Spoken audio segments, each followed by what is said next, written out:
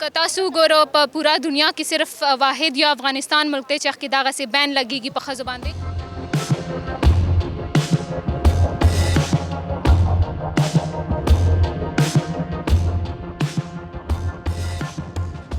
ما نام جمایمه فریدی دو زه سوشل اکټیویسټ یم او ورسره فریلانس جرنلسټ هم یم.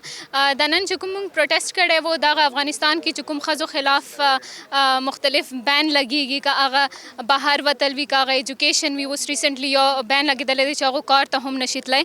نو موږ دغه پروټیسټ ځکه جوړ کړی دی چې موږ د چې کوم ظلم روان دی هغه خلاف دغه پروټیسټ راوباسو. او زه ګڼم چې دا د هر یو انسان فرض دی چې هغه مطلب حق دی چې هغه داسې چې کوم ناروا کارونه دي هغه په خلاف راووځي. او که تاسو ګورو په پوره دنیا کې صرف واحد یا افغانستان ملک دی چې هغې کې دغسې بین لګېږي په ښځو باندې. او موږ ټولو له پکار دی چې د خلاف آواز اوچت کړو. جی زما نوم حلیمه خلیل دی او زه د لا سټوډنټ یم. موږ چې نن دا کوم پروټیسټ کوو دا موږ دې حوالې سره کوو چې افغانستان کې جنکو نه چې کوم د هغې انساني حقوق هغې اخیستي دي هغې باندې د کار د تعلیم ټولې پابندیان هغې باندې لګولې شوي دي.